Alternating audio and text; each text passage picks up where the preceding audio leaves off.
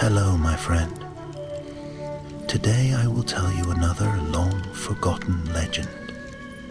Close your eyes and let the magic transport you to Middle-earth. Our journey begins. The wind from the east carried with it the scent of dust and age, as though the world itself exhaled the memory of long-forgotten wars. In the high halls of Minas Tirith, beneath banners of silver and white, King Alatar sat in quiet thought. Before him lay a scroll, brittle and yellowed, its elvish script barely legible under the candlelight.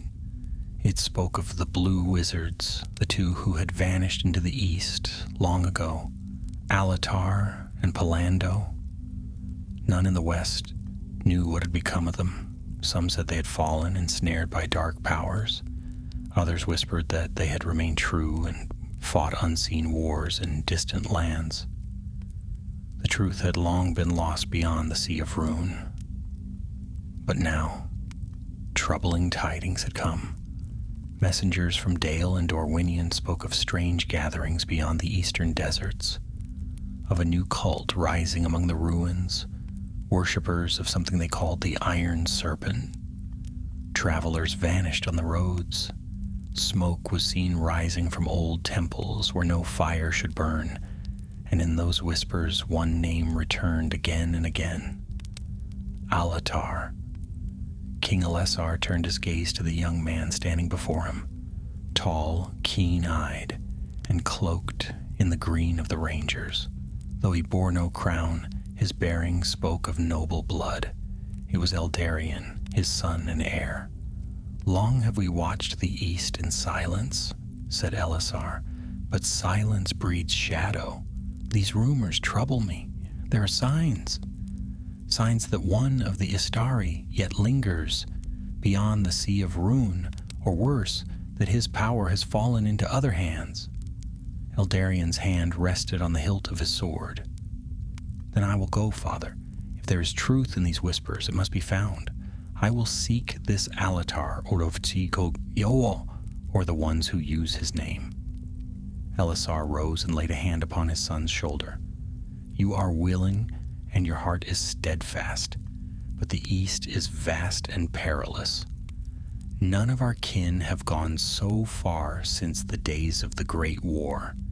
Take with you those you trust most, and heed the wisdom of the Eldar. Seek not glory, but knowledge. For it is said that where the blue wizards walked, the very air was heavy with secrets." That night, under the stars of autumn, Eldarion gathered his small company. There was Narthian, an elf of Rivendell, scholar of old lore and keeper of many forgotten names, and Boron, a Dunedain warrior seasoned by years of service along the borders of Mordor. Together they rode eastward, leaving behind the gleaming towers of the White City. Days turned to weeks as they followed the Anduin north, then east across the plains of Rovanion, where the grass rolled like waves beneath the wind. They passed through Dale, where King Bard's descendants greeted them with wine and wary smiles, and through the vineyards of Dorwinion, where the people spoke uneasily of caravans lost and strangers in blue robes seen at night among the ruins. Eldarion listened to all and wrote each tale upon his heart. One evening, as they camped by the river Carnan, Narthian spoke softly by the fire. "There are few now who remember the coming of the Istari," he said. "5 they were, sent from the west in the elder days. Gandalf, who was the wisest, Saruman, who fell, Radagast, who loved the wild, and 2 others, Alatar and Palando, who went beyond the lands we know. It is said they journeyed to Rune to turn the hearts of men against Sauron's darkness. Whether they succeeded, none can say. Perhaps we are to learn the answer," Eldarion murmured. Beyond them, thunder muttered across the horizon, though no storm could be seen. The air had a strange stillness, as though the world waited. The next day they came to the borders of Rhûn, a barren expanse of red earth and wind-blown stone. Few trees grew there, and fewer men lived. Yet signs of old kingdoms lingered, broken walls, half-buried statues, and roads leading nowhere. The company followed one such road eastward until they reached a crumbling watchtower. There they rested, for the heat was great and their water low. As the sun fell, Boron climbed the tower to survey the land. When he returned, his face was pale. "There is fire in the distance," he said. "A red glow, too steady for lightning, too large for campfires. It comes from the ruins yonder." That night they went to see. Across a dry valley they found an ancient temple, its walls carved with faded symbols of serpents coiled around the sun. And there, in the heart of the ruin, stood men in dark robes, chanting around a pillar of stone. Upon it rested a staff, tall, blue as the sky before dawn, and carved with runes that shimmered faintly in the gloom. Eldarion's breath caught. "The staff of the blue wizard," he whispered. But before they could move closer, a deep voice rose among the cultists. "Soon the serpent shall awaken, and his servant shall return. The power of the west will fade, and the east shall rise anew." Lightning split the clouds above. The staff blazed like a star. The ground trembled beneath their feet. "Back!" cried Boron, seizing Eldarion's arm. "They've seen us!" Arrows whistled from the shadows. The companions fled into the night, chased by the cries of the Iron Serpent's followers. As they rode, the light of the staff burned behind them, a beacon of both wonder and dread.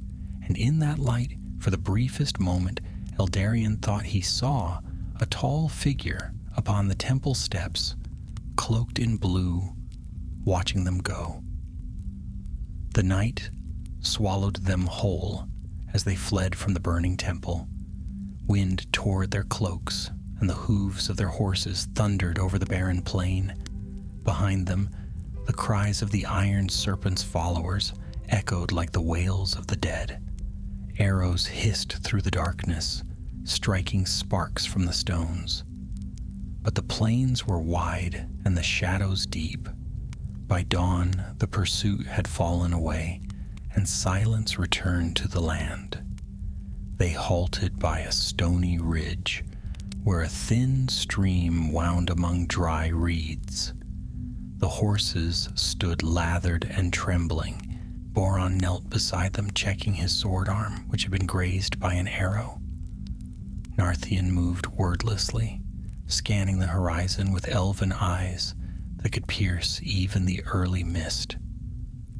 "They were not mere brigands," she said softly. "Their chants carry power, the kind that clings to the air long after the voices fade." Eldarion poured water into his hands and splashed it across his face, washing away dust and fear. "Then they serve something greater," he replied.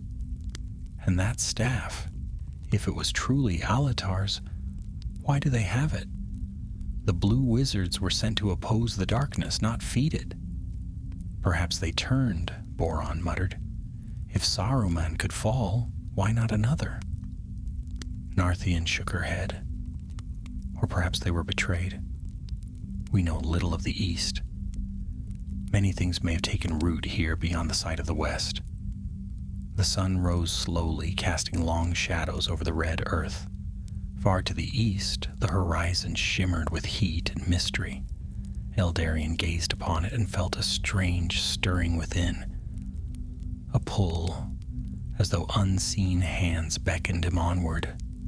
The memory of that blue light lingered before his eyes. He could not tell if it was hope or warning. That day they rode on, following the tracks of the cultists. The land grew stranger with every mile. Crumbling watchtowers loomed like teeth of stone. Fragments of roads led to places long swallowed by sand. At dusk, they came upon a circle of standing stones, black and smooth, humming faintly as if whispering secrets in the dying light. They made camp there, for the land offered no better shelter. As they ate, Narthian spoke in a low voice. "These stones are older than the kingdoms of men. The elves of the east once called them the markers of Alcarin, raised in the elder days to keep something sealed beneath the earth." Boron snorted. "If it was sealed, it's unsealed now. Those cultists have stirred it again." Eldarion said nothing. He sat with his back to one of the stones, his gaze fixed upon the fire. The flames seemed to waver oddly, bending toward the east. Then he heard it. A faint sound, soft as a breath. A whisper threading through the wind. "Eldarion?" He turned sharply. "Did you hear that?" Narthian looked up. "Hear what?" But before he could answer, the ground trembled faintly beneath them. The horses whinnied, stamping their hooves. The whisper grew into a sigh, deep, ancient, mournful. Then from the shadows beyond the circle stepped a figure clad in a cloak the color of twilight. "Peace," said the stranger, his voice weary yet strong. "Lay down your fear." Boron rose, sword half drawn. "Who are you, wanderer?" The stranger lowered his hood. His face was lined with age, yet his eyes shone like clear stars. His hair and beard were pale as frost, but his garments shimmered faintly with a hue of blue. The air about him seemed to thrum with quiet power. "I'm called Alatar," he said. For a long moment no one spoke. The name hung in the air like a forgotten chord. Eldarion was the first to kneel. "Then the tales are true. One of the blue wizards still walks Middle-earth?" Alatar smiled faintly. "If walking it may be called. My path has been long and my purpose shadowed, yet I remain, though the years weigh heavy and the light of the west grows dim in my heart." Narthian bowed her head in reverence. "We have sought you, my lord. Rumors of your staff have reached Gondor. It has fallen into the hands of those who call themselves the Iron Serpent." At this, sorrow clouded Alatar's eyes. "Aye," he said softly. "They were once my followers, men of rune whom I sought to teach to turn from the darkness. But the poison of Morgoth runs deep in the hearts of men. They turned upon me, believing I had withheld from them the true power of the Valar. They stole my staff and fled into the deserts, seeking to wake an ancient shadow bound beneath the earth." Boron frowned. "A shadow older than Sauron?" "Older," Alatar said grimly. "Before Morgoth rose in might, there were others who served his malice in secret. Lesser spirits of fire and smoke, hidden deep beneath the world. One such lies beneath the temple of the Iron Serpent. If they succeed in their rites, it will rise, and all the east will burn." Eldarion's hand tightened on the hilt of his sword. "Then we must stop them." Alatar studied him with a gaze that seemed to pierce through flesh and soul. "You bear your father's courage, son of Elisar. Yet this is not a war of steel alone. The staff they hold is bound to my spirit. Without it, my power wanes. With it, they could command forces beyond mortal ken." "Then we must reclaim it," said Narthian, "and soon." The wizard inclined his head. "You speak truth, but haste is perilous. The desert of ruin swallows the unprepared. I have wandered it for long years, hiding from those who seek my life.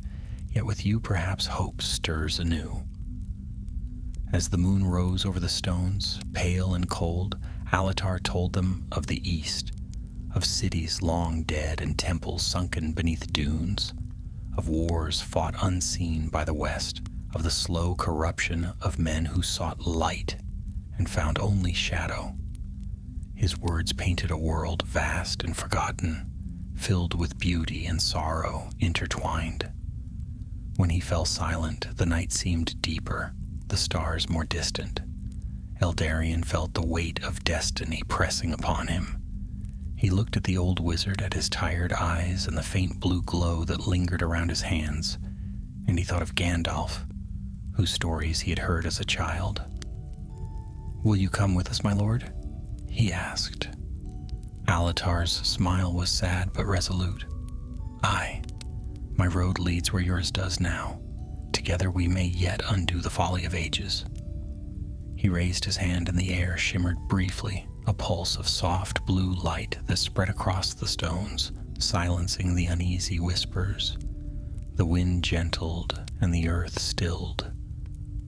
"Rest now," he said. "The journey ahead will test both heart and soul. The iron serpent waits for none."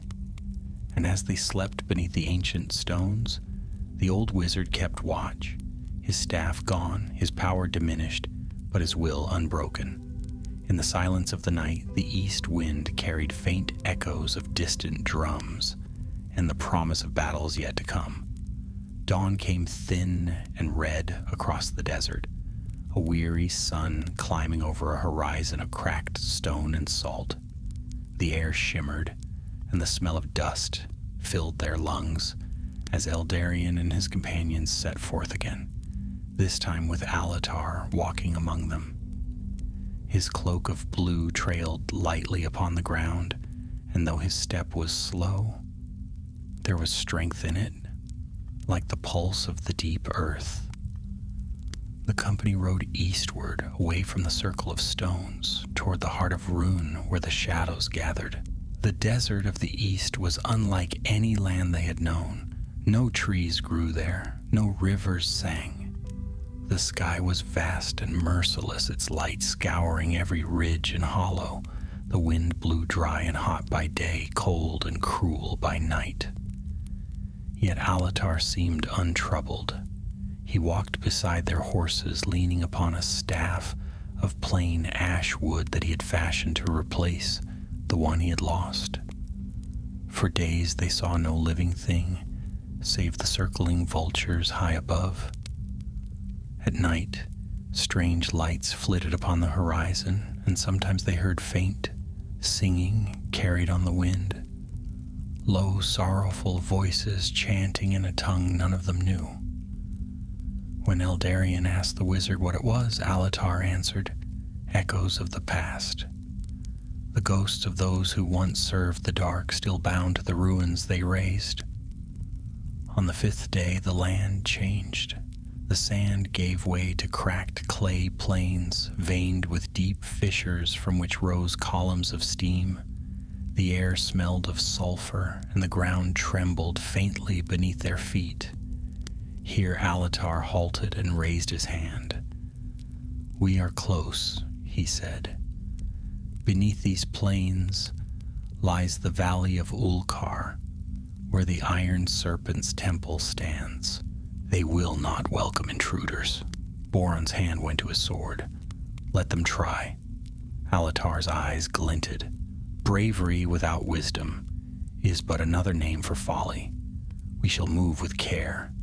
Their eyes are upon this place." They made camp that night among a ring of basalt stones. Narthian kept watch while the others rested. Her keen gaze swept the plains, but it was Eldarion who first sensed the danger. A sudden chill gripped him, though the air was warm. Then from the darkness came a whispering hiss, like sand sliding through hollow bones. Shapes began to move, slender gliding forms that shimmered like heat mirage.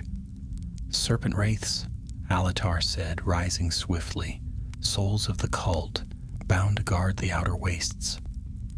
They came silently, half-seen, eyes burning like coals in featureless faces. Eldarion drew his sword, and its steel gleamed with a faint silver light. A gift from his father, reforged from ancient Númenorian craft. Beside him, Boron raised his shield, while Narthian loosed arrows that flew swift and true. Yet the wraiths did not fall. Their bodies wavered, insubstantial as smoke. Then Alatar lifted his hand, and a murmur of forgotten words fell from his lips. Blue light sprang from his palm, bright as a star, sweeping across the plain. The wraiths shrieked, a sound of pain and fury, and fled into the night, leaving only drifting tatters of shadow behind. When silence returned, Alatar sagged slightly, leaning upon his staff. "Each spell weakens me," he murmured. "Without my true staff, my strength is like a river cut from its source." Eldarion laid a hand upon his shoulder. "Then we shall find it quickly. You will not stand alone." The wizard smiled faintly, though weariness clouded his eyes. "You speak as your father once did. Hope runs deep in your blood, son of Elisar. Do not let the east drain it from you." At dawn they pressed onward. The ground sloped downward into a vast basin filled with ruins. Pillars and half-buried walls stretching for leagues, like the bones of a dead city. At its center rose a great mound of black stone, crowned by the remnants of a ziggurat. Smoke drifted from cracks along its sides, and the sound of chanting echoed faintly in the still air.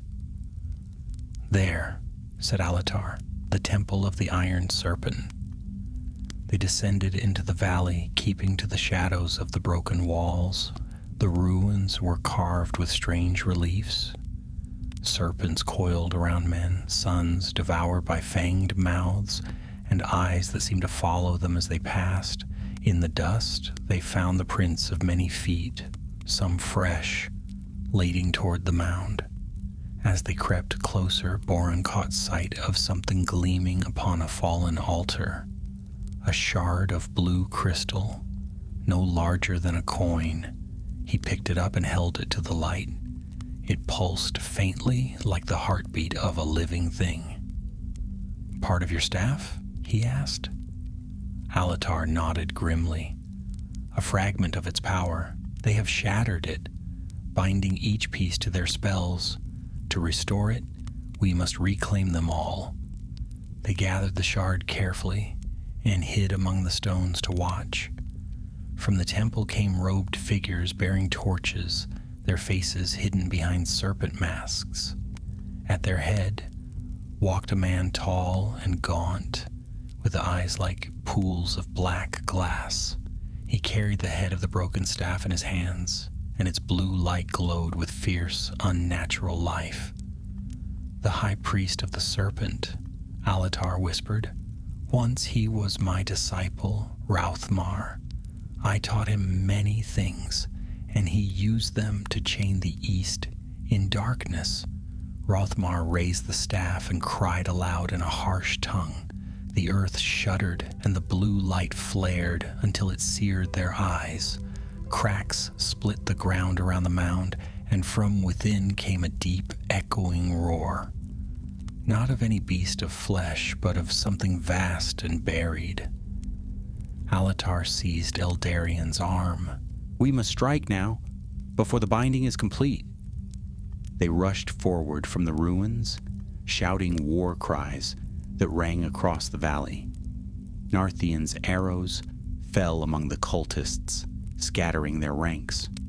Boron's sword flashed like lightning as he cut a path through the robed men. Eldarion drove towards the mound, his heart blazing with purpose. Rauthmar turned and their eyes met.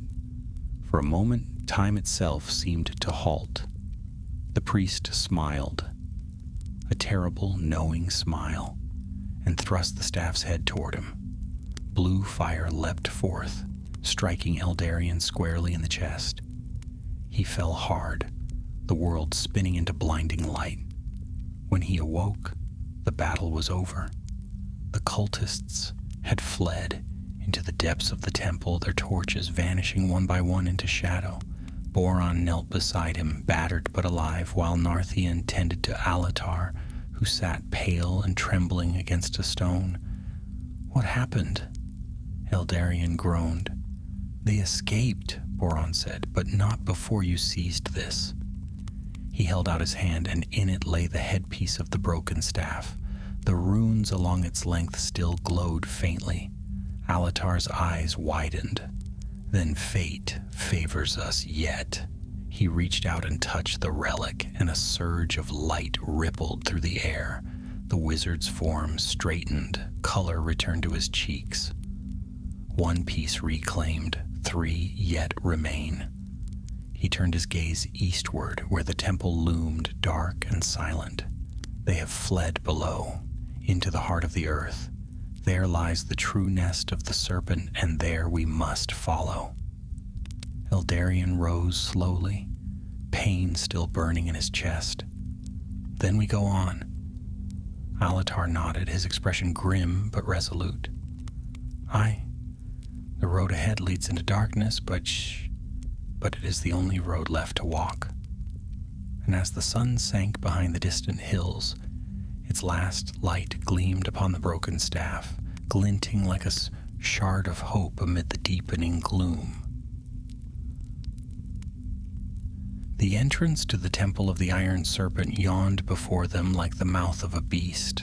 Its archway was carved in the likeness of coiled scales and fangs, and cold air breathed from within, thick with the scent of old incense and stone long sealed from the sun.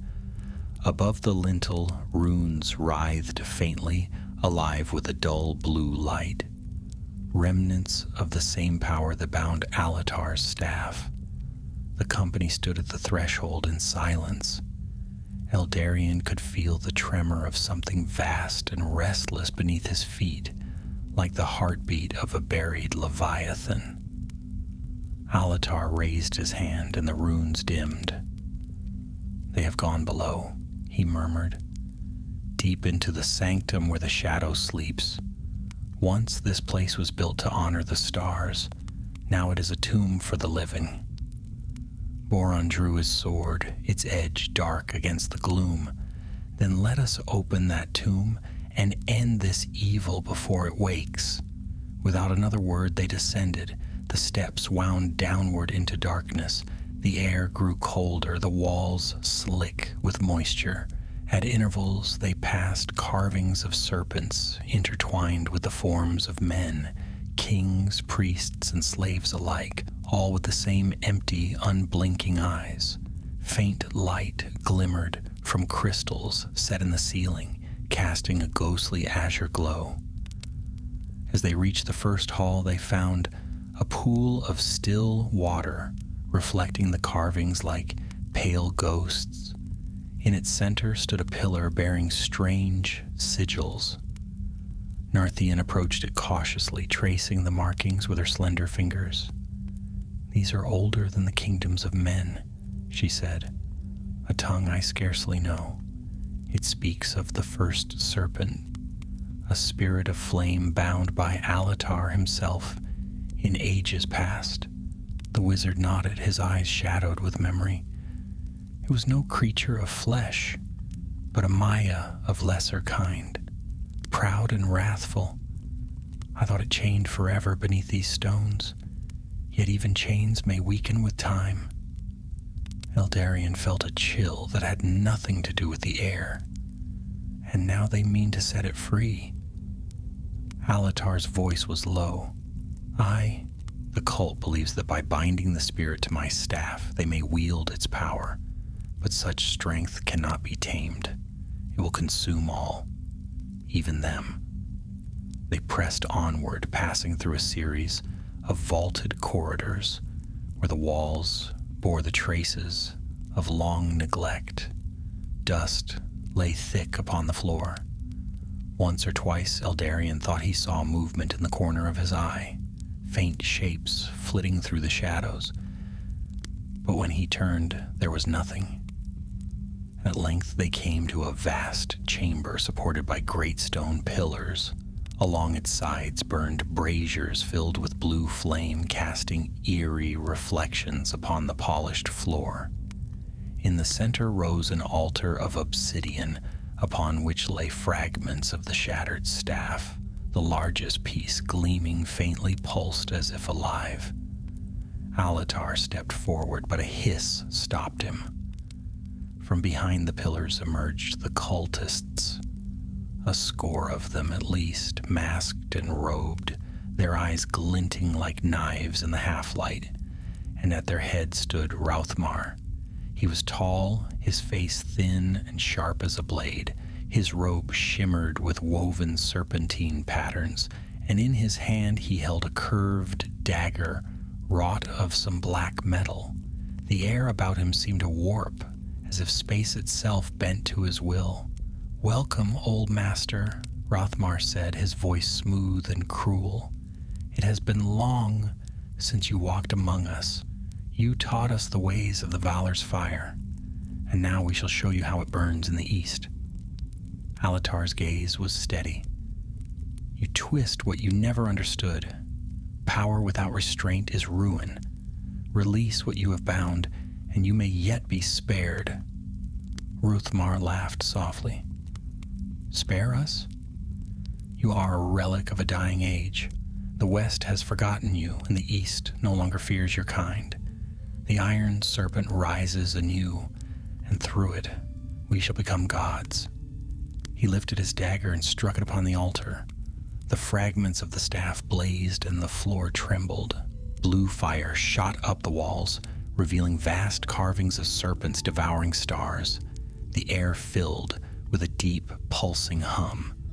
Eldarion drew his sword. "Now!" he cried. Boron charged forward with a shout, his blade flashing in the unnatural light. Narthian's arrows whistled through the air, striking down cultists as they surged from the shadows. Eldarion met one in combat, parrying a downward stroke and driving his sword through the man's chest. Around him the battle raged, steel against steel, light against shadow. Alatar strode toward the altar, his hand raised. "Rauthmar," he called, "you know not what you unleash."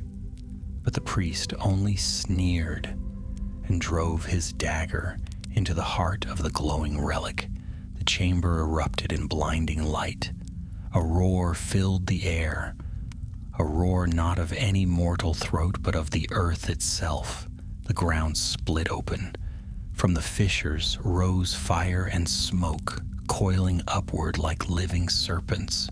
The braziers burst, and their blue flames turned crimson. The very stones groaned.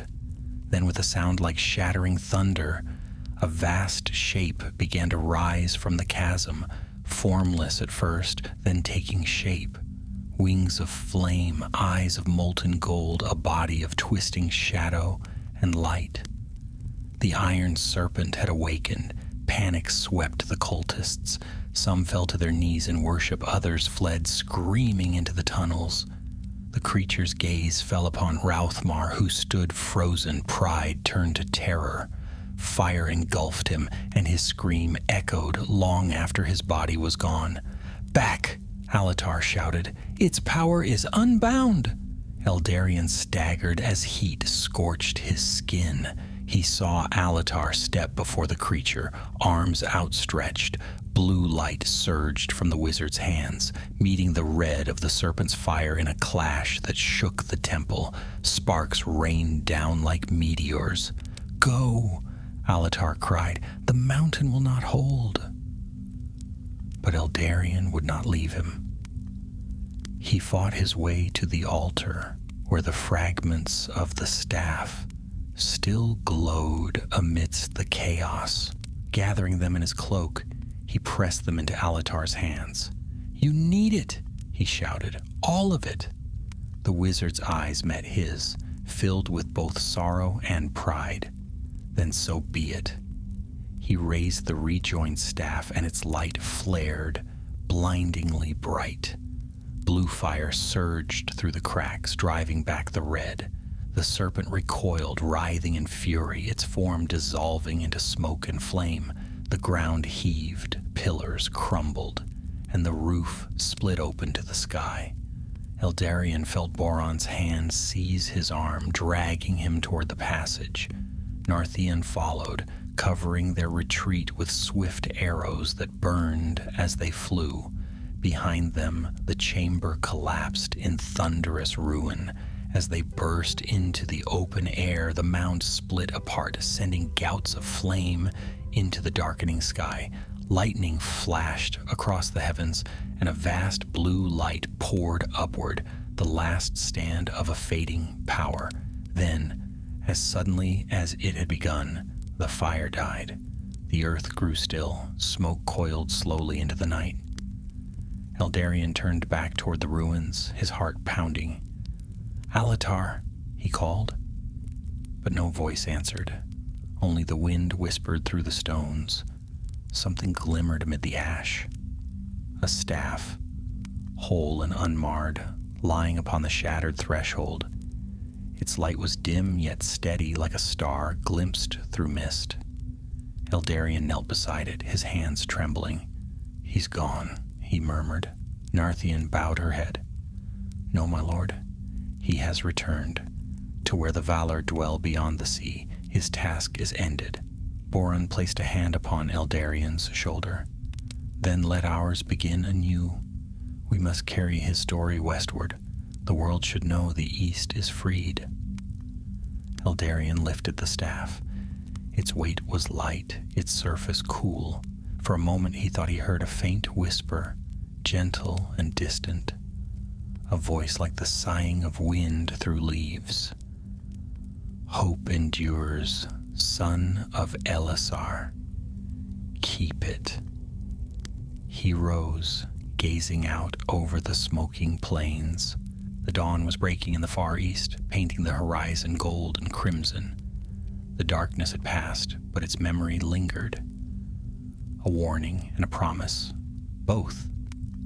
And thus they turned their faces west once more, bearing with them the staff of the Blue Wizard, last relic of a vanished age, and the tale of one who had stood alone against the shadow until the very end.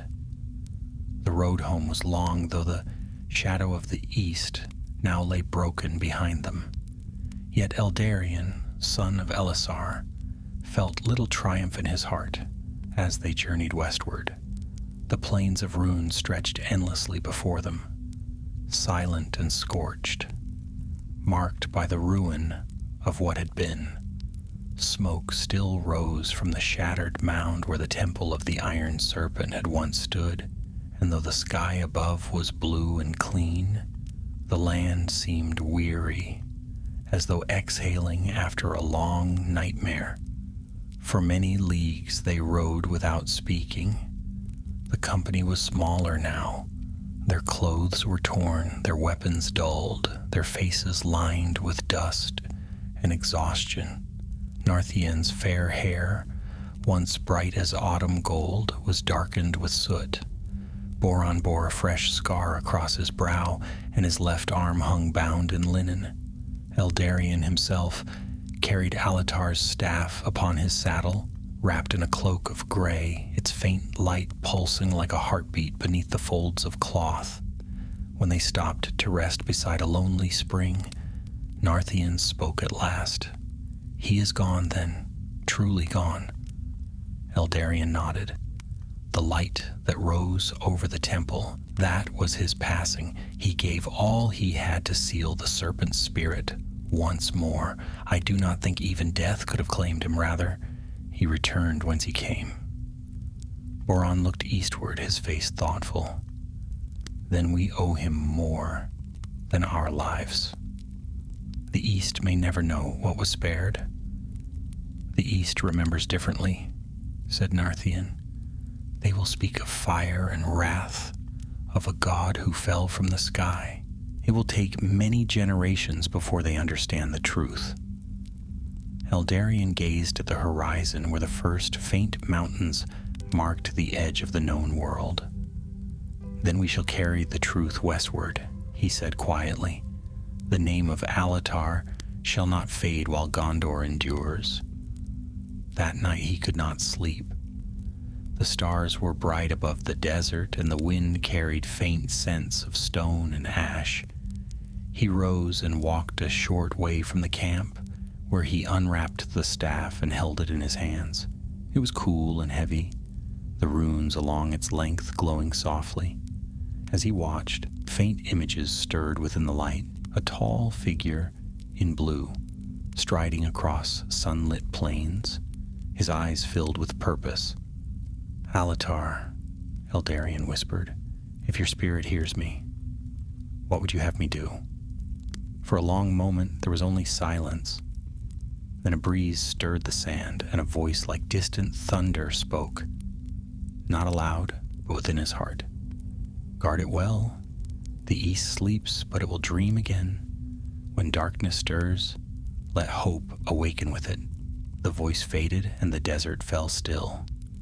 Eldarion bowed his head and rewrapped the staff. Sleep came to him at last, deep and dreamless. In the days that followed, they crossed the barren plains of Dorwinion, where the vineyards lay abandoned and the air smelled faintly of wine and dust. They were welcomed in Dale, where the descendants of Bard's line received them with awe and curiosity. There, word of the East's turmoil had already reached the city's gates, carried by traders and wanderers. But none knew the truth of what had transpired beneath the earth. Eldarion spoke little of it. "The darkness is ended," he said simply, and though questions followed, none could draw more from him. As they departed Dale, Narthian lingered at the city's edge, her gaze resting on the river that wound westward. "This land has seen too much grief," she murmured. "Yet I feel the light returning. Little by little." Boron smiled faintly. "Aye, though I'll be glad enough to see green fields again. These northern winds bite too sharply for my taste." Eldarion said nothing. His eyes were fixed westward, where the white mountains stood faint and far. There lay home Minas Tirith, his father's city, and the seat of the kings of men. Yet even as he longed for its shining towers, he knew he would not return unchanged. As they neared the borders of Ithilien, spring had come early. The woods were green, and the scent of wild flowers filled the air. Birds sang among the branches, and the air was sweet after the dryness of the east. To Boron and Narthian, it seemed as though they had stepped from shadow into sunlight. Yet to Eldarion, the beauty of the land carried a deeper sorrow. The world they returned to seemed fragile, unknowing of how near it had come to ruin. At last, they reached Minas Tirith. The guards at the gate bowed low, and word spread swiftly that the king's heir had returned. Trumpets sounded from the walls, and the bells rang from the citadel. Yet when Eldarion entered the great hall, it was not triumph that filled his heart, but humility. King Elisar stood upon the dais, white-haired now but tall and strong still, and beside him sat Queen Arwen, her beauty undimmed by the years. When Eldarion knelt before them, Elisar raised him up and clasped him in his arms. "My son," said the king, "you have been long in the east. What have you found there?" Eldarion unwrapped the staff and laid it before the throne. Its light bathed the hall in pale blue radiance, and a hush fell upon all present. "I found the truth of one who was forgotten," Eldarion said. "Alatar, the blue wizard, who fought the darkness alone for centuries. He has passed beyond this world, but his work endures. The East is free." Long silence followed. Then Elisar bowed his head. "So ends the last labor of the Astari, and with it, perhaps, the final shadow of the elder days." He turned to his son and smiled. "You have done well, Eldarion. Gondor is in your keeping, and the hope of men endures. That night there was feasting in the city of kings, and songs were sung of Alatar the Blue, of his battle in the east, and his final sacrifice. Yet amid the laughter and the music, Eldarion sat apart, gazing out upon the night sky where the stars shone bright and unclouded. The staff stood beside him, its light dim and steady like a memory that would never fade. As the moon rose above Mindalluin, a soft wind stirred through the city, bearing with it the scent of spring.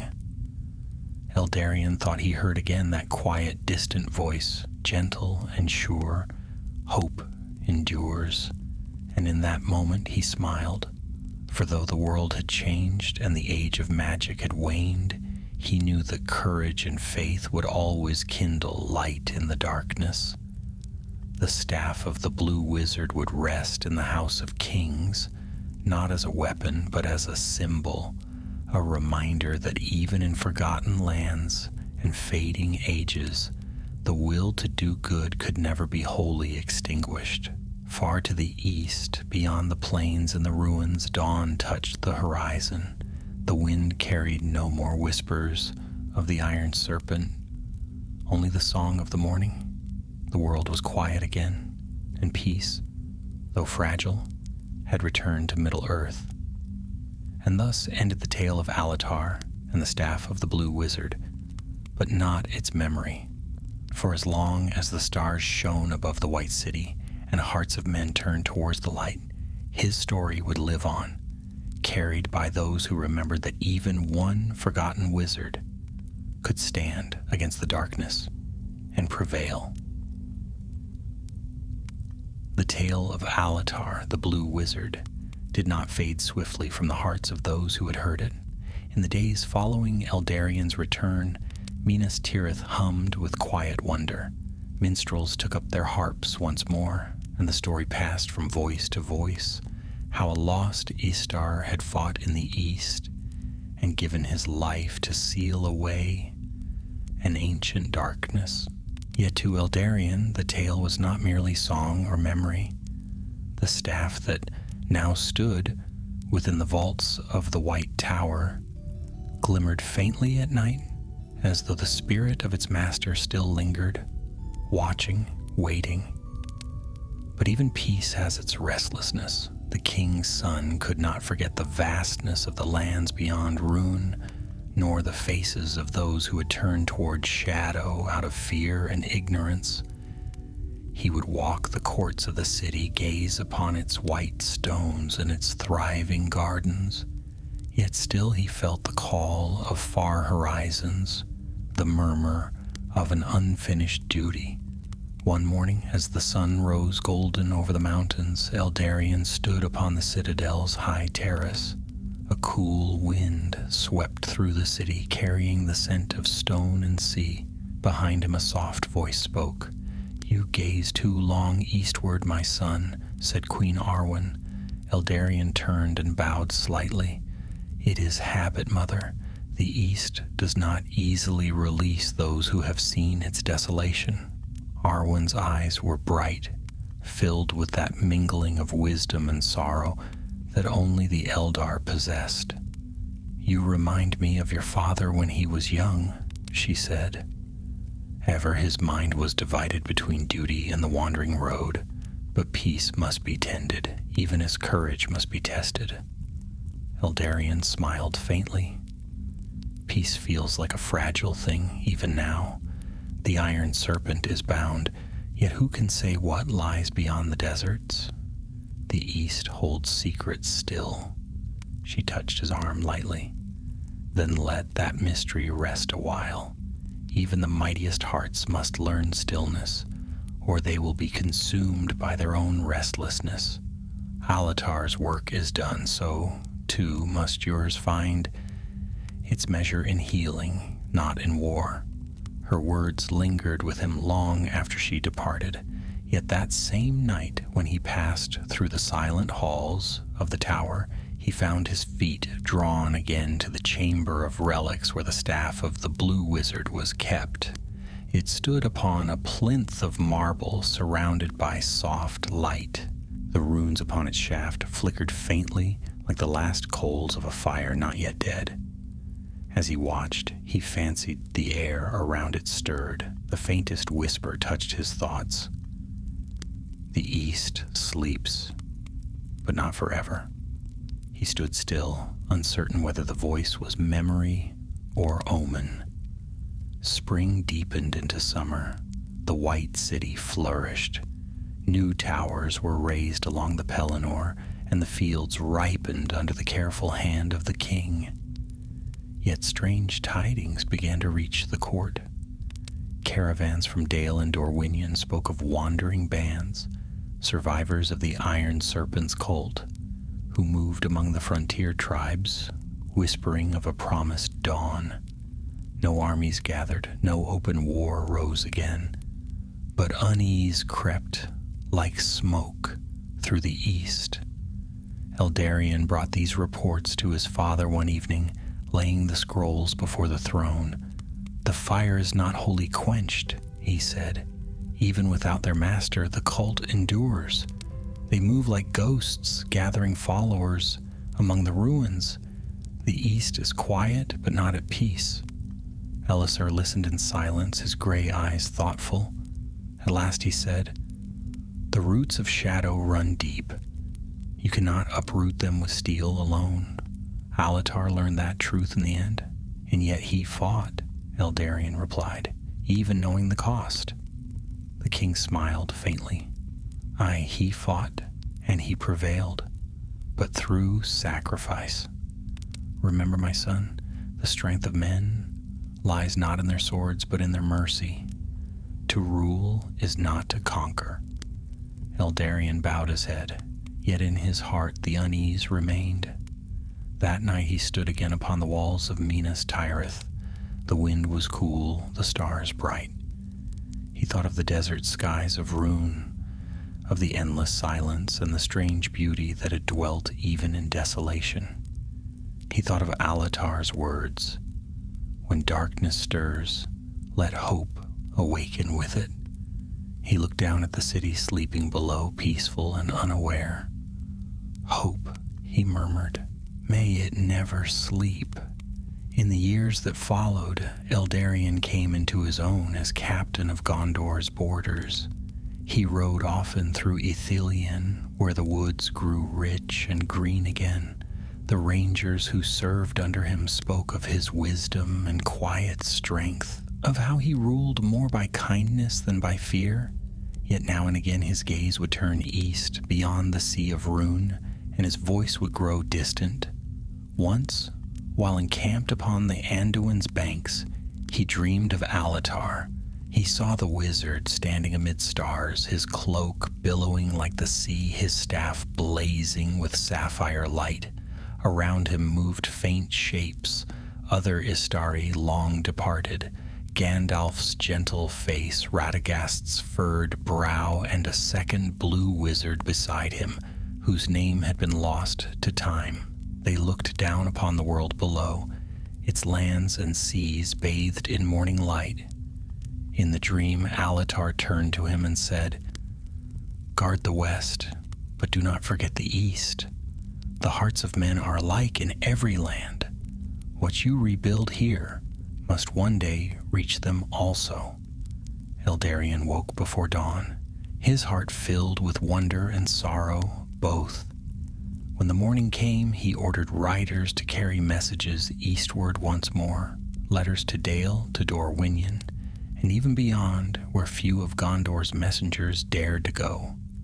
"Let them know we do not forget them," he told Narthian, who still served as his counselor. "If peace is to hold, it must not be the silence of fear." She inclined her head. "You begin to sound like your father." "Or perhaps like Alatar," Eldarion said softly. "Many years later, when the white tree blossomed for the 50th time since the War of the Ring, and King Elisar at last laid down his crown, Eldarion ascended to the throne of Gondor. His rule was long and wise, and in his reign the lands of men prospered beyond memory. Yet even then, in the quiet hours of night, he would walk alone to the Hall of Relics and gaze upon the staff that still stood gleaming faintly in its place. The blue light within it never wholly faded.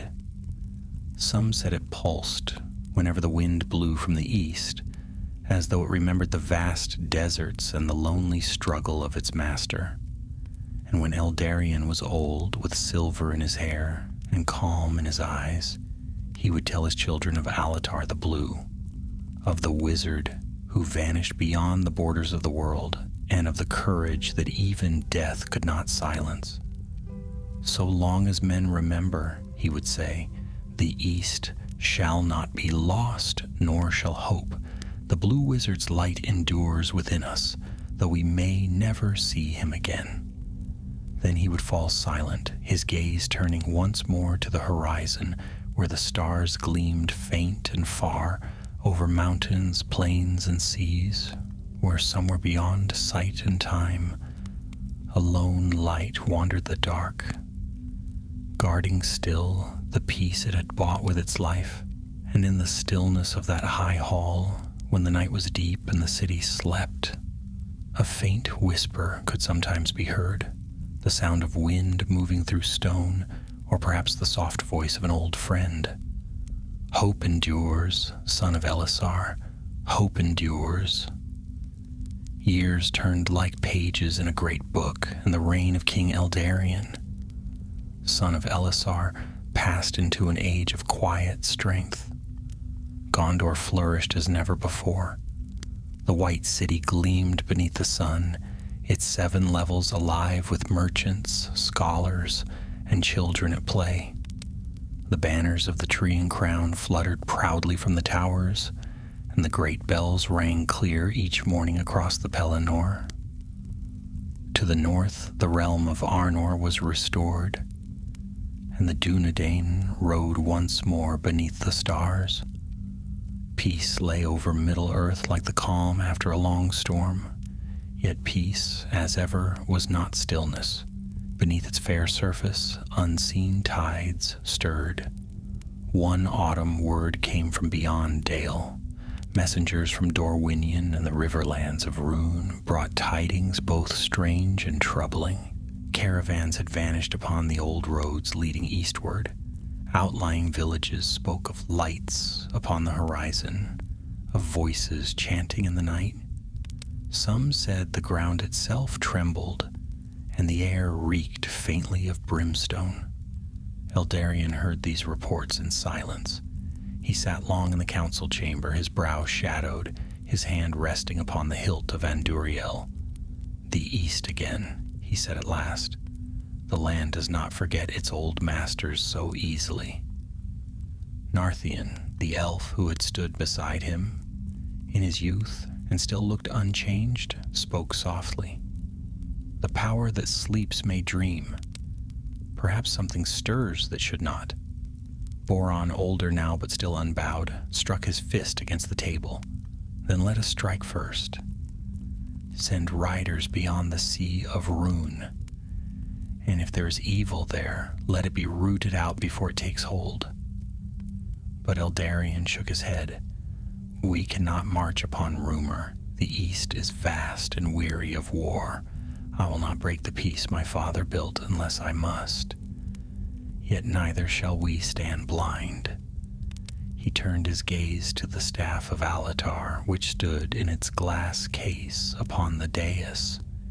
Its light was dim in the council hall, yet to Eldarion's eyes it seemed to pulse faintly, once, twice, as though it had heard and understood. That night the king walked alone upon the high walls of the citadel. The wind from the mountains carried the scent of rain, and the stars were veiled. He thought of the wizard's voice that had long ago whispered through his dreams, "When darkness stirs, let hope awaken with it." The staff's glow had grown faint over the years, yet never had it failed entirely. Now, as he looked upon the eastern sky, he fancied it flickered more brightly, like a lantern stirred by unseen breath. "Alatar," he murmured into the wind. If your spirit yet walks in the halls beyond the world, send me a sign. The east calls again. The next morning the sign came. A rider arrived from Dale at the hour of noon, his horse lathered, his face pale with exhaustion. He bore a sealed letter marked with the crest of the King of Dale, and his voice trembled as he delivered it. My lord, he said, bowing low, a shadow rises again beyond the sea of Rune. The men of the borderlands flee westward, saying that fire has been seen beneath the earth, and that in the ruins of the Iron Temple a new prophet has risen. They call him the Serpent's Heir. The council fell silent. The words struck like cold iron. Narthian's face darkened. Then Routhmar's madness lives on. Eldarion broke the seal and read swiftly. The letter told of strange miracles, the sick healed with a touch, the weak made strong, but all bound by the will of this new prophet, who spoke of a gift from the gods of the West.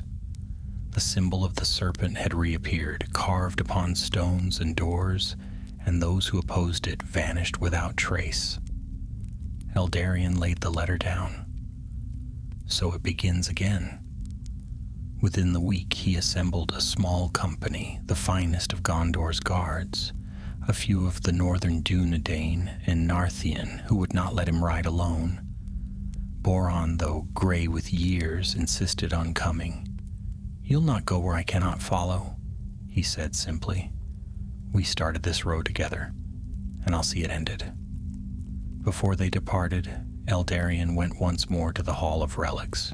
He stood before the staff of Alatar, its runes faint but unbroken. For a long time he said nothing. Then, reverently, he lifted the glass case and took the staff into his hands. The light flared brighter at his touch.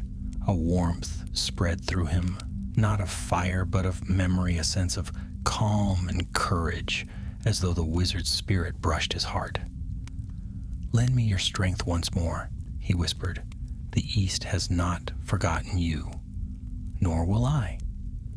The company set forth under a gray dawn, crossing the Anduin at Osgiliath and riding northward along the river. Through Anorian they passed, and the golden fields of Rohan, where King Eomer's grandson met them with gifts and blessings. Beyond the Eamon Meal they followed the old east road, until the familiar plains of Dorwinia stretched before them once again. It was as though the land itself remembered them. The vines grew wild among broken fences, and the wind sighed through abandoned watchtowers. In the evenings, they camped beneath the stars, and Eldarion would take the staff and hold it close to the fire. Sometimes it gleamed faintly blue, and each time the company felt their courage renewed.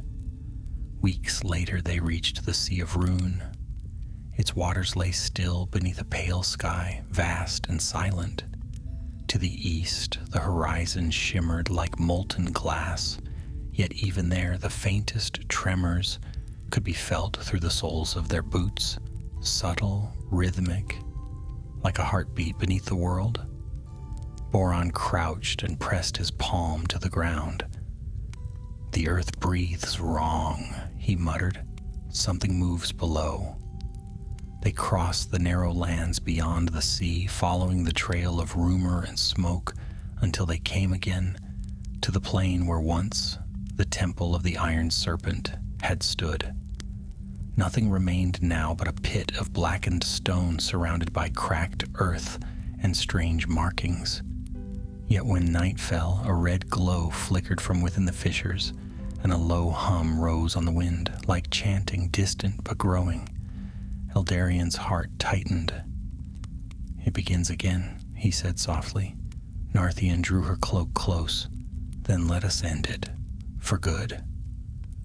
They descended into the valley, the stars hidden behind veils of smoke.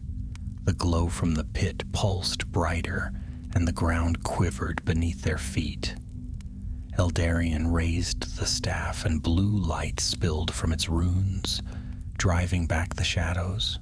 For a moment, he thought he saw a figure in the distance, a man in dark robes, his arms outstretched toward the sky. "Who are you?" Eldarion called. The voice that answered was not one voice but many, echoing as if from deep within the earth. "I am the heir of the serpent," it hissed. "I am the flame reborn. You cannot bind what was promised to the east." Then the ground split open, and from the depths came a blinding surge of red fire. Eldarion gripped the staff tightly as the light of the blue wizard blazed forth once more, meeting the rising flame head-on.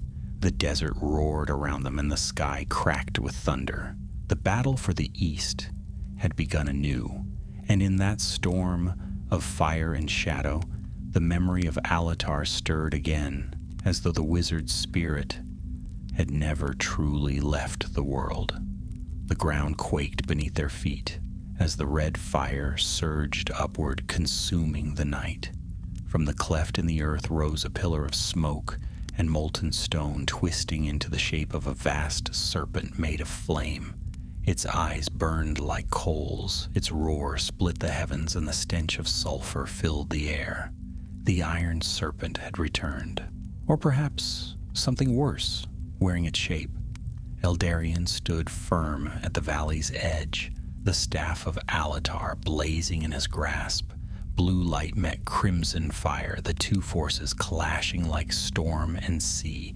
Wind tore through the valley, scattering ash and sand. Narthion's cloak whipped behind her as she loosed an arrow tipped with silver fire. It struck the creature's flank and vanished in a burst of sparks. Boron charged forward, sword raised, his battle cry ringing loud and defiant against the storm. But the creature was not flesh. Its body wavered and reformed, coiling through the smoke. Every wound closed as swiftly as it came. Around its base, dark figures knelt, worshippers of the reborn cult, chanting in tongues that had not been heard since the elder days. Eldarion felt the earth shake beneath his boots. He could sense the staff's power thrumming like a living thing, the echo of Alatar's will pulsing through his hands. Yet the heat grew unbearable. His strength faltered as the fire pressed closer. "Alatar," he cried into the roar, "if your spirit yet lingers, lend me your light once more." The staff flared, blindingly bright. A wave of azure light surged forth, cutting through the smoke. For a heartbeat, the fiery serpent recoiled, hissing as its form began to waver. But the cultists redoubled their chanting, their voices joining in terrible harmony, and the fire gathered strength anew. Boron stumbled back, his shield glowing red from the heat. "We cannot stand against it," he shouted. "Then we do not stand," Narthion said fiercely. "We strike." She drew her twin blades and darted forward, swift as moonlight. The serpent lashed toward her, but she leaped aside, her blades carving arcs of silver flame through its coiling body. The air itself seemed to scream as she moved, her elven grace pushing past mortal limits. Eldarion raised the staff again. The runes along its length burned bright blue, but within that light he saw something else, images not his own. He saw the deserts as they once were before the ruin. He saw Alatar walking beneath the same stars, his cloak billowing like the sea. He felt the wizard's voice in his mind. The serpent is no creature of flesh, but of will. It feeds upon despair.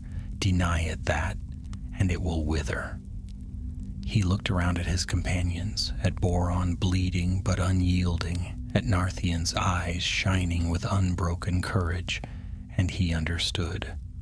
"Do not fear it," he called.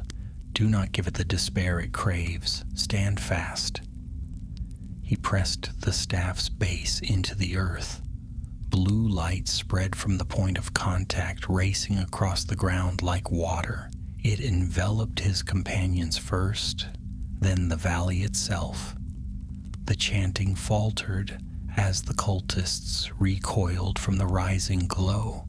The serpent shrieked, a sound like metal rending, and struck downward, jaws wide. The impact was like thunder. The ground shattered and dust rose in great waves. Yet through the chaos, Eldarion held firm. The staff's light grew brighter, stronger, until it pierced the heart of the fiery beast. The serpent writhed, its body unraveling into streams of fire that spiraled upward into the sky. "Back to the void that spawned you," Eldarion cried. The staff shone brighter still. A great wind howled through the valley, and the fire was drawn inward, folding upon itself. In its dying light, a figure appeared, a man robed in darkness, his face hidden, his arms outstretched as though commanding the flames. "The heir of the serpent," Narthian whispered. Eldarion stepped forward, his voice calm, though his strength waned. "Your master is gone. You wield only the shadow of his power." The figure's laughter was hollow and echoing. "You are wrong, son of the West. You think to bind what is eternal. The East does not forget." Eldarion lifted the staff once more, and its light filled the valley. "Nor does it forgive," he said, "but it can learn to heal." The light burst outward, engulfing the dark figure. The flames roared one final time before collapsing inward, vanishing into a sudden silence. When the glow faded, the valley lay still. The ground was blackened, the fissures sealed. Of the serpent and its heir, no trace remained. Boron leaned on his sword, his breath heavy. "Is it done?" Eldarion stared into the smoking pit. The staff was dim again, its light reduced to a soft glow. "For now," he said quietly, "but the East will never be free until it remembers light as more than a weapon." They camped that night among the ruins, the air cool and heavy with ash. Narthian tended to Boron's wounds while Eldarion sat apart, the staff across his knees. The stars were faint behind a veil of smoke, yet he felt their presence like distant eyes. "You have done what even the Astari could not," Narthian said softly. Eldarion shook his head. "No, I only carried what he began." "The line between beginning and end is thin," she replied. "The wizard's work lives in you now. You are his heir, though you bear no robe of blue." He smiled faintly. "An heir to hope, perhaps. Nothing more." In the early hours before dawn, Eldarion dreamed again. He stood upon the plains of Rune, the sky vast and silver. A figure approached, tall, cloaked in blue, a staff in hand. Alatar's face was calm, his eyes bright with stars. "You have done well, my son of the West," said the wizard. "You have carried the light farther than I. Yet remember, light and shadow are bound together. The task of the wise is not to destroy one or preserve the other, but to keep their balance." Eldarion bowed his head. "Then my task is not yet done." "No task ever truly ends," said Alatar. "Only the hands that carry it change." The dream faded like mist at sunrise. When Eldarion woke, the dawn was breaking, a pale gold spreading across the eastern sky. The valley was quiet, the air cool and fresh. He rose, lifting the staff. Its runes shimmered once as though answering the dawn. "We go home," he said. "The light must be carried west once more." And so they turned from the ashes of the Iron Temple and rode toward the rising sun. Behind them the land lay silent, but not barren. The wind stirred gently through the cracks, carrying the scent of rain. Far above, the clouds thinned, and for the first time in many years, the light of morning touched the desert of Rune unbroken. It shone upon the road ahead, upon the weary travelers, and upon the staff that had seen the fall and rebirth of hope. Proof that even in the farthest corners of the world where darkness once ruled, the memory of the Blue Wizard endured. The journey home was a long silence between storms. For many days, Eldarion and his companions rode through the endless plains of Rune, where the land bore the scars of battle and fire. The air smelled of iron and dust, and the wind moved softly, as though afraid to disturb the ashes of what had been.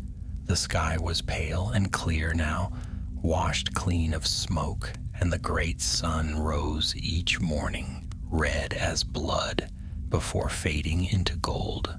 Boron rode ahead, his sword still bound to his side, though his strength had waned.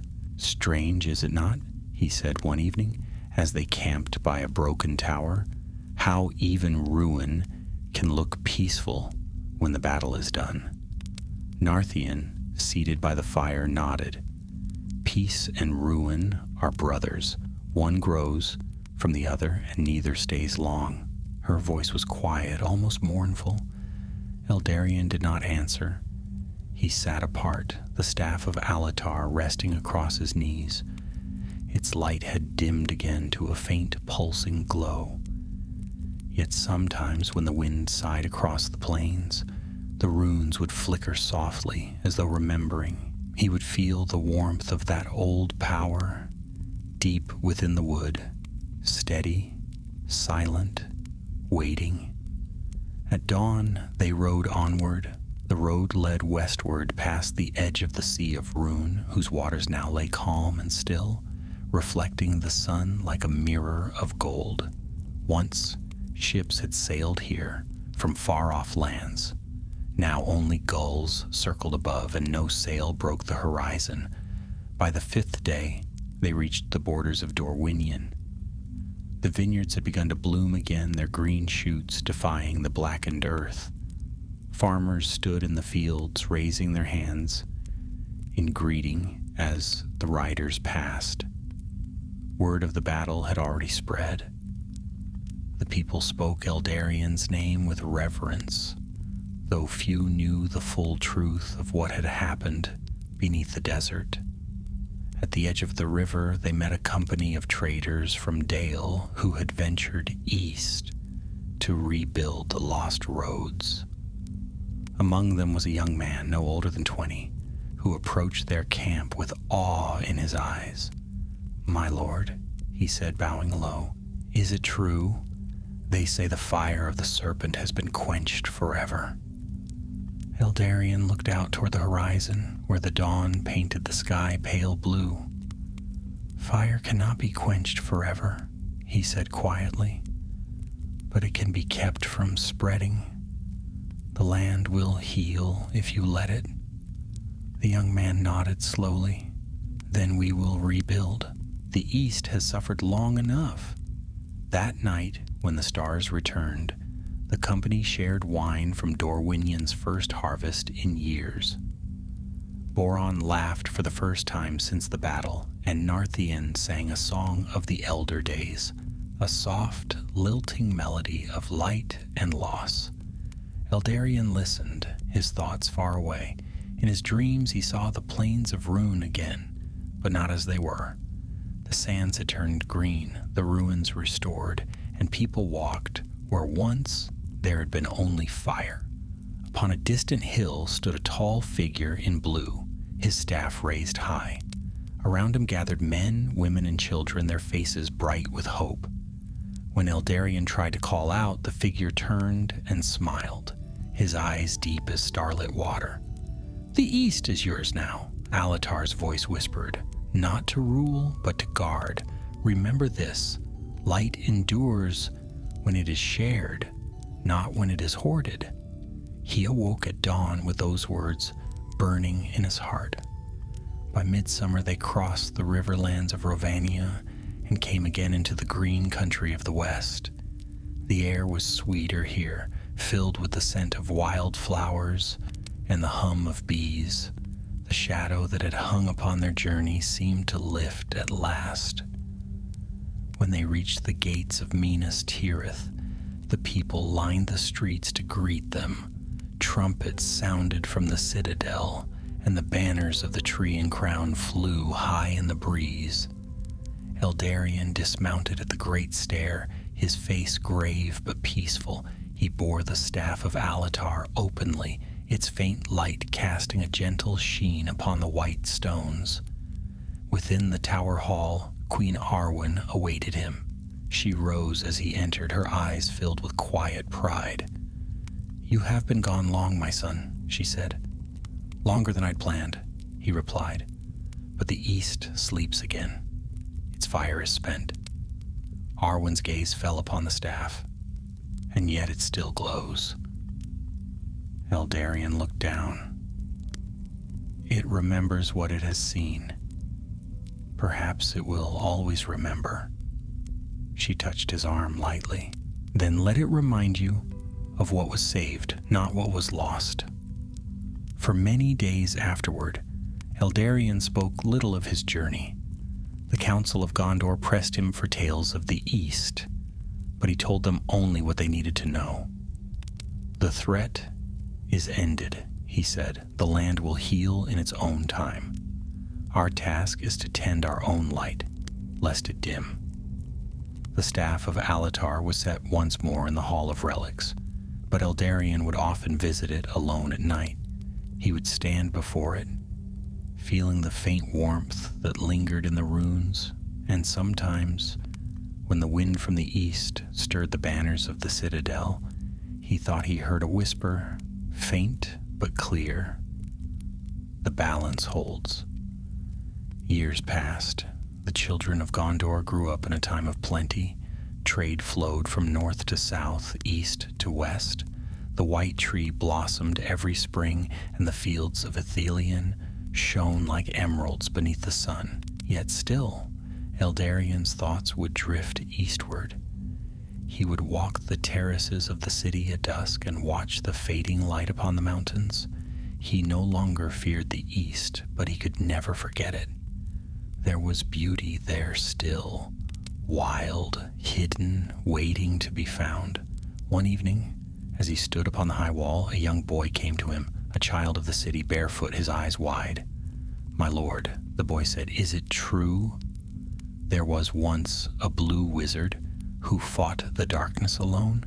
Eldarion smiled. "It is true. He fought not for glory, nor for power, but so that others might never need to fight as he did." "Will he ever return?" the boy asked. The king looked to the horizon, where the last light of day burned like sapphire upon the clouds. "In a way, he never left," he said. "So long as we remember his name and keep faith with the light, he is with us still." The child bowed and ran off into the streets, his laughter echoing like music.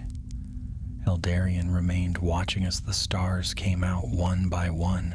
The wind shifted, carrying with it the scent of rain and the faintest murmur of distant thunder, like the voice of a friend long gone. The king closed his eyes and smiled. "Rest well, Alatar," he whispered. "Your watch is ended. The world endures." And as night fell over Minas Tirith, the light within the staff of the blue wizard flared once, as though answering from far away, before fading again to peace. Years slipped away. As quietly as falling leaves, the age of men deepened, and the memory of wizards and great wars faded like stars at dawn. Yet not all was forgotten. In Gondor, beneath the white tree, tales were still told by firelight of the blue wizard who vanished into the east, of the son of Elisar who carried his staff home, and of the hope that outlived shadow. King Eldarion grew older, though the grace of his forefathers lingered upon him. His hair silvered at the temples, and the weight of years sat more gently upon his brow than upon most men. He ruled with wisdom, for he had seen both the beauty and ruin of the world. Under his hand the realms of men prospered. The harbors of Dol Amroth gleamed with white sails once more, and the towers of Ithilien shone gold amid the green. But in the heart of the king, a quiet unease never left. At times when the wind blew from the east, he would turn his head sharply as though hearing something far away, a whisper too faint for others to catch. The staff of Alatar stood still in the Hall of Relics, and though its light had waned, it had never gone out. At night, it glimmered faintly through the glass, like a distant star that refused to fade. Then, in the 70th year of Eldarion's reign, signs began to appear once more. Traders from the lands beyond Rune spoke of a strange phenomenon, lights seen upon the horizon, white and blue as lightning, flashing without storm or sound. Flocks of birds flew westward out of season. The rivers of Dorwinion glowed faintly at night, as though stars had fallen into their depths. When these tidings reached Minas Tirith, the council murmured uneasily. "It is but the play of the heavens," said some. "Old magic waking, perhaps," said others. But Eldarion said nothing. He dismissed the court and went alone to the high balcony that overlooked the city. The night was clear, the moon bright, and there, far to the east, a pale blue gleam shone upon the edge of the sky, faint but steady. He knew that light. That night he dreamed. He walked through a barren plain beneath unfamiliar stars. The wind was cold and dry, carrying the scent of long-forgotten sand. Ahead of him stood a single figure, cloaked in deep blue, a staff in hand. "You were right," Eldarion said softly. "The east dreams again." Alatar's voice came like the rustle of wind through leaves. "So long as there is memory, so long as there is desire, the shadow stirs. The question is not whether it returns, but whether the light endures." Eldarion bowed his head. "Then tell me, old friend, what would you have me do?" "The light cannot belong to one hand alone," said the wizard. "It must be shared, carried in the hearts of others. The age of the wizards is gone, Eldarion. It is the hearts of men now that must bear the fire." The king looked up, and Alatar was gone. Only the vast, empty plain remained, and the sound of wind fading into silence. He woke before dawn, his heart steady, his mind clear. When the sun rose over Minas Tirith, it found the king already in the Hall of Relics. The guards bowed in surprise as he entered. He crossed the marble floor and stood before the staff of Alatar. Its light flickered faintly within the glass case, as though aware of his coming. Eldarion lifted the case away and laid his hand upon the wood. A warmth spread through his palm, gentle and deep, and the runes along its length stirred once more with soft blue light. "My old friend," he said quietly, "your burden was never meant for one alone. It is time the light walked again, not in secret halls, but in the open world." That very day he summoned his eldest daughter Fairwen, a woman of keen mind and bright spirit. To her he entrusted the staff. The court watched in astonishment as she knelt before the throne, and the blue light spilled across her hands. "This staff once belonged to a servant of the Valor," Eldarion said to those gathered. "It passed through fire and sorrow to reach this city, and its light has endured beyond the wisdom of any one age. Now it shall go forth again, not as a weapon, but as a symbol.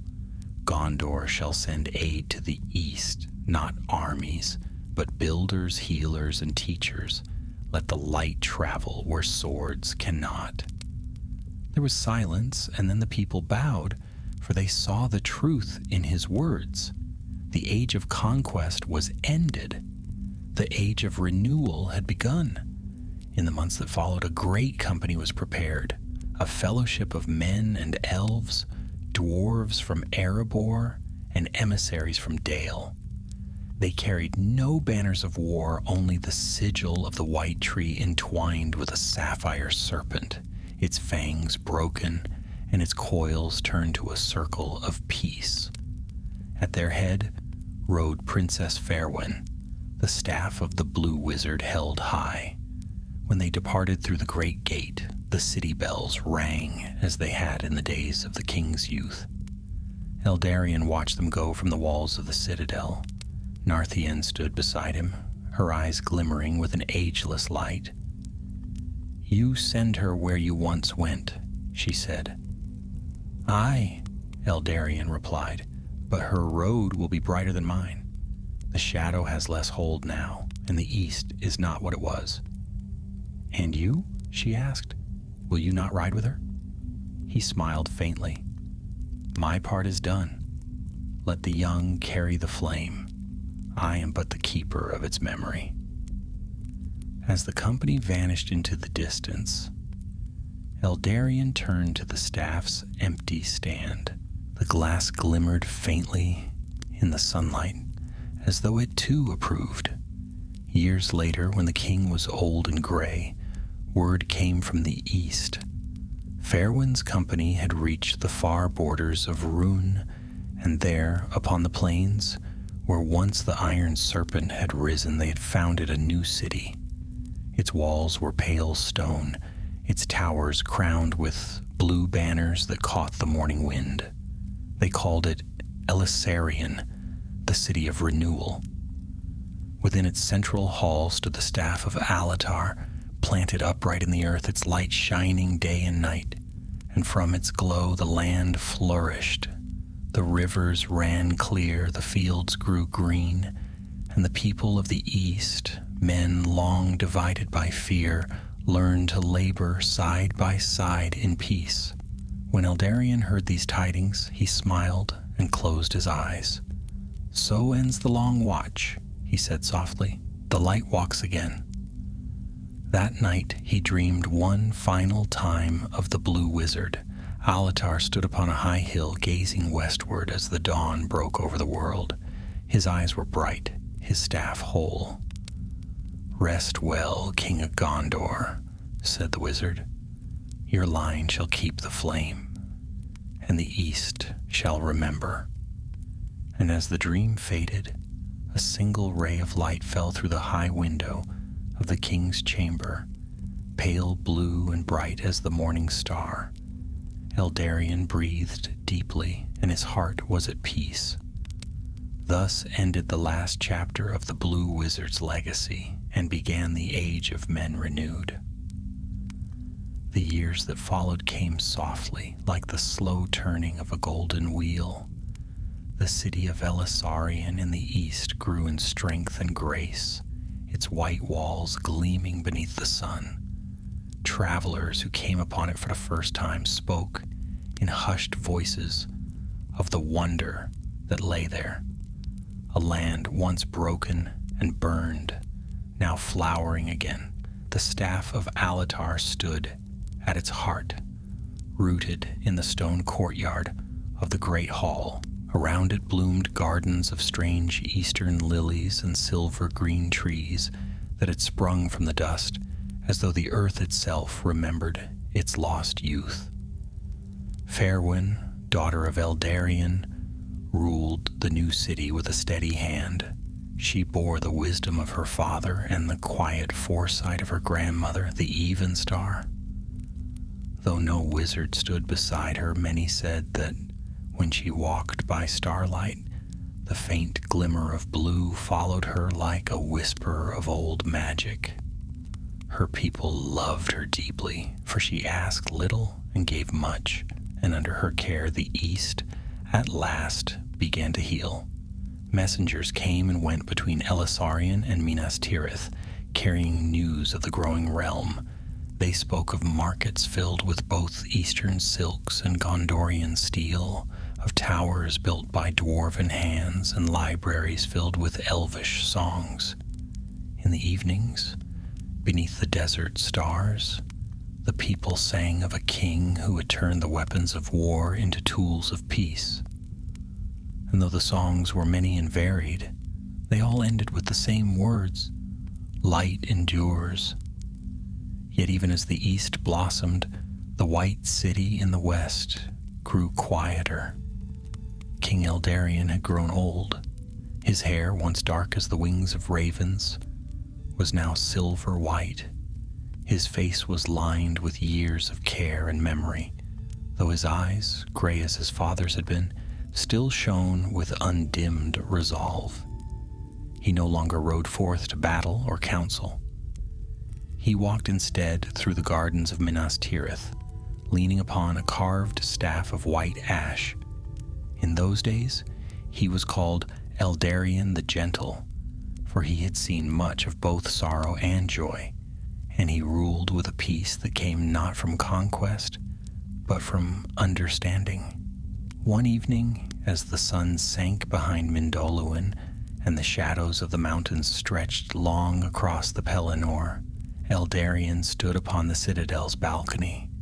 The wind was warm, carrying with it the scent of summer rain. Below, the lamps of the city kindled one by one until Minas Tirith glowed like a crown of stars, and far away beyond sight, beyond horizon, he felt the pulse of something bright and steady, the living heart of Alatar's staff shining in the east. He closed his eyes and smiled. "Do you see it, Father?" he whispered to the fading light. "The world you dreamed of? It lives." Behind him came a soft step.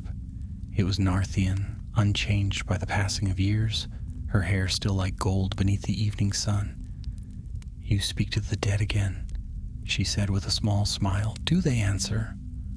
"Always," Eldarion replied. "They do not need words." She came to stand beside him, her gaze turned eastward. "Fairwin writes that the people of Elisarion have begun to teach the tongue of the West to the children of Rune. She says their songs now blend both languages into one. Even the wild men of the eastern hills have come to trade under her banner." "The East remembers light, then," said Eldarion softly. Narthian nodded. "And the shadow fades." They stood in silence for a time, watching as night gathered over the city. At last the elf turned to him, her expression tender. "Your days grow short, my king. Have you no fear?" Eldarion's smile deepened. "None. I have seen the circle complete. The West is at peace, the East reborn. My father's line endures. My heart is full, and my rest will be a gentle one." That night Eldarion dreamt again of the East, not the barren desert of his youth, but a wide and living land. Rivers shone like silver threads beneath the stars, and at the edge of a bright city stood a tall figure robed in blue. Alatar's face was calm, his eyes kind. "Well done, son of Elisar," the wizard said. "You have carried the light farther than I ever could. The fire of the West burns in new hearts now." Eldarion bowed. "The world no longer needs wizards," he said. "The hands of men are enough." "Perhaps," said Alatar. "But remember, the world turns, and all that is forgotten will one day wake again. Should darkness ever rise anew, the light will find another bearer. It always does." The king smiled. "Then I shall rest easy knowing that." When he awoke, the dawn was breaking pale and fair over the mountains. The bells of the city tolled softly in the distance. Eldarion rose, clothed himself in white, and went to the hall of the White Tree. There he knelt before its silver leaves, and the guards who later entered found him seated at its roots, his eyes closed, his face peaceful. Thus ended the life of Eldarion, last son of Elessar and Arwen Undomiel, and the last king to look upon the world of the elder days. News of his passing reached Elisarion by midsummer. Fairwind wept, though her tears were not bitter.